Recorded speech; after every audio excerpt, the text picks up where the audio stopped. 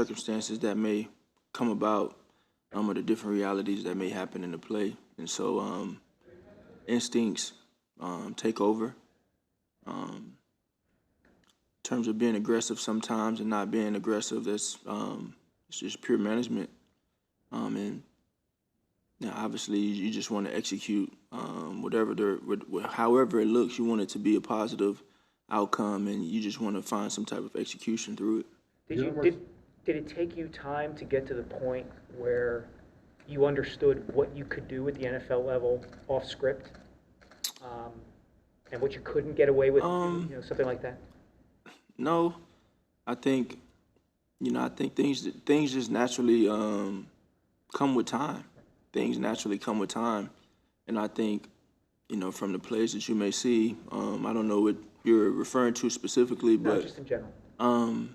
just the plays you may see, how maybe, maybe how I play the position. It just kind of happens naturally.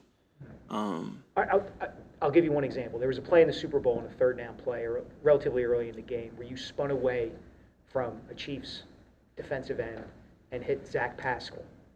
And that seemed like the kind of play that's pretty risky to make. You kind of turned your back and spun away like that. But you made it. So how do you know, is there a way to know that you can make that play and not have it turn out to be really reckless and damaging to your team? It's pure instinct. It's pure instinct, and it's honestly preparation as well, combining the two. I understand that that there are different ways to play the position and different ways to play the game, and I embrace all of the ways that I play the game, and I just think as I try to climb as a player and as a leader, I just want to better that and be the best version of myself, and just chase the growth in that, in those fine, small, and pivotal things. It's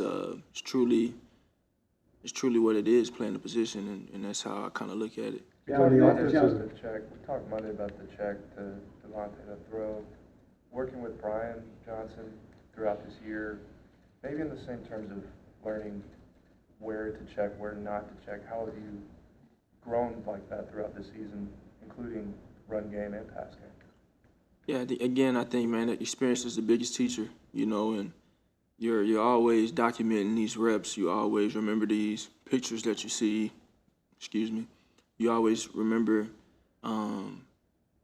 You always remember those things, and you're able to just lean on your experiences. And so I think when these things happen in the game, it's just something that kind of happens. It's something that kind of happens. I think as far as Brian and I, it's just a developing and a continued process of us just continue to grow. And that's not only Brian, that's Coach Sirianni, it's KP. That's all of those guys. Just constant communication, and I'm trying to take the next step.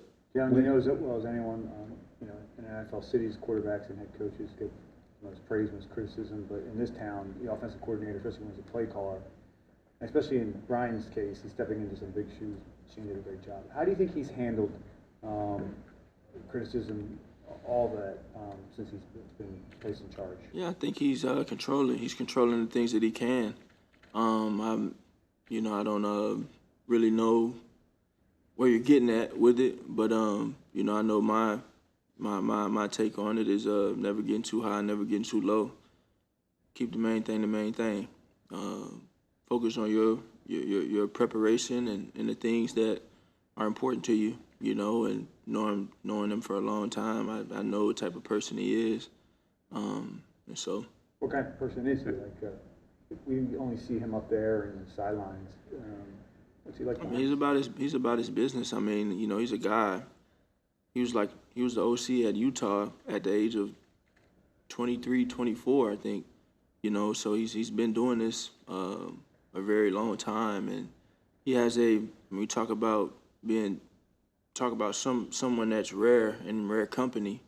He's done this, and he's been kind of one of a kind in it, in a sense of just the experience and the route that he's taken to get to where he is now. It's very unprecedented for someone to start off that young, and then just to work their way up, and obviously have the opportunity he has now. So, he's doing a great job with it, and we just continue to grow, all of us. Joe, I wanted to ask you about the jet sweep from Monday night, where it looked like DeAndre was kind of coming across the formation with full speed, and just your role in that, where it was bang, bang, bang, snap, turn, handoff, and he was off. How much goes into like the repping of that during the course of the week and the year? Like how much have you repped that pretty much all Yeah. year, and to kind of it looked like that play was Yeah. kind of perfected. No, I appreciate that. That is, I appreciate the question, honestly, because we talk about the small details in the game, and that was a big play for us, obviously. But just a small detail and something that not everyone always magnifies. And it is something that we put an emphasis on, and just having proper ball handling, obviously trying to protect the ball and having good ball security. But it's a great play by DeAndre. And in terms of the changes Brian's had to make over the season, in terms of personnel, I mean, from that play, introducing some two back into that to help the run game, what did you make of that adaptation, his creativity in that? Just going out there and executing. Nothing really, no really opinion on it. Just trying to execute whatever's called.